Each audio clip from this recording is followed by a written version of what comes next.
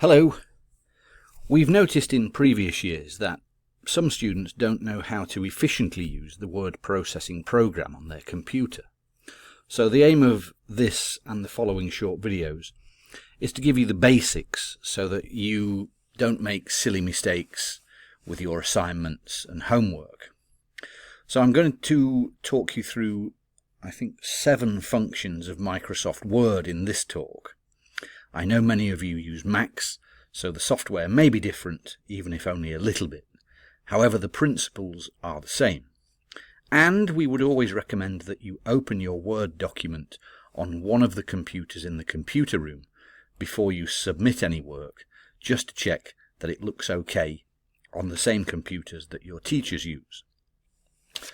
So when you open a new Word document, you'll see in the top left here the word File, and that's where you save it and print it. And next to that is Home, which comes up automatically when you open a Word document. And there's a few important things on here. Firstly is the font or text type. Mine is set as a default to Calibri, which looks like that. You may choose to type in Arial. Those are the 2 fonts we would recommend. Next to the font or text type is the text size. Mine is set as a default to 11.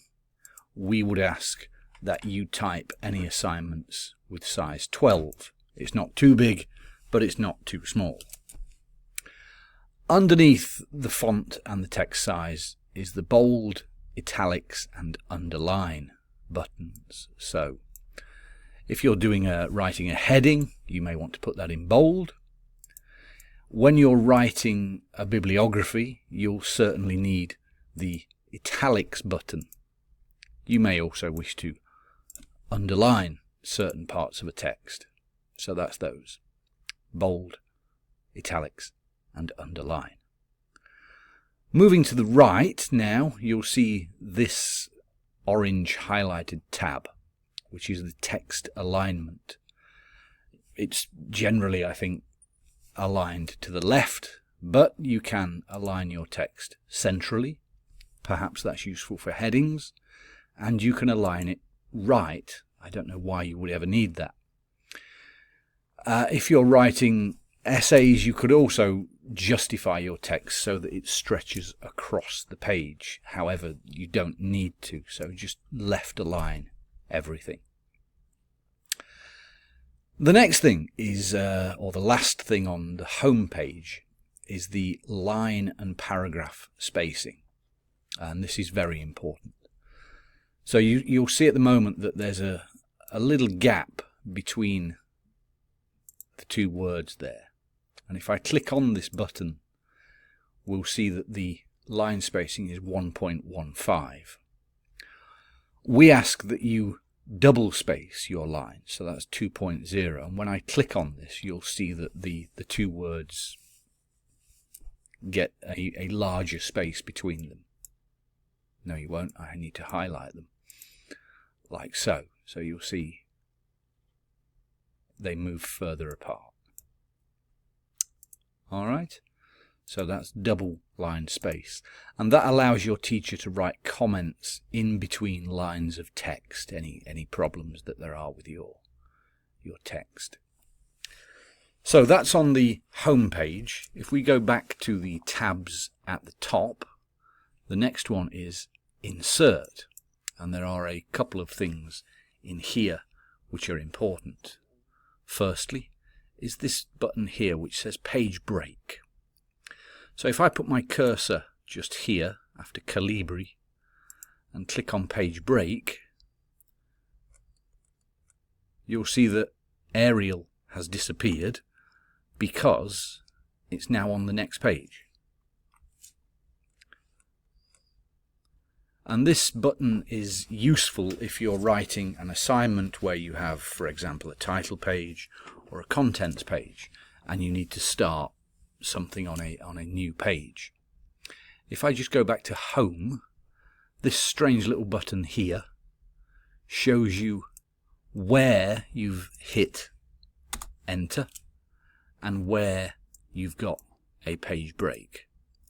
Okay, some people like to type with that button highlighted, some people don't. And there again we can see the page break. So that's in the Insert tab, page break.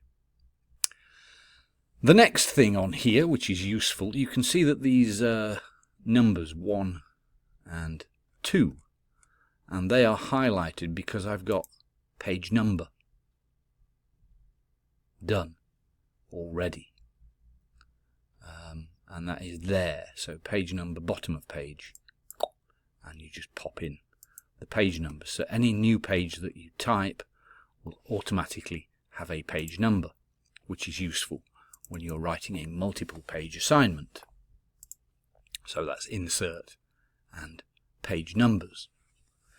The third tab at the top is called page layout, and there is just one thing on here that I would like to show you. And to do that, we're going to look at a text. What I'm going to do though is just unhighlight that so you can see clearly. As we can see here, the word undoubtedly is spread across 2 lines, and the same for the word journals. And the reason for that, if we go to page layout, is this button here called hyphenation.